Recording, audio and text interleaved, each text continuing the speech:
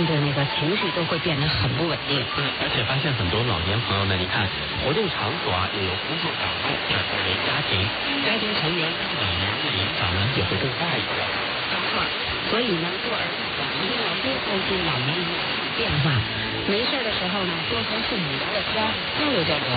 你看张老师，据我所知啊，老年人的心理如果出现了相应的问题，他状况也会出问题，对不对？是。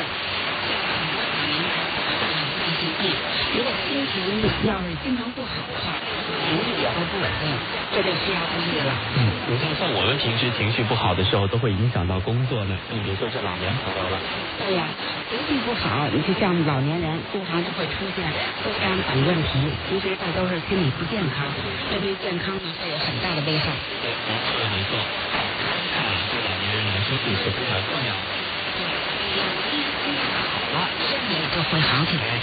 像一些原本就患有慢性病的老年人，他有好的心态，至少呢不压制病情。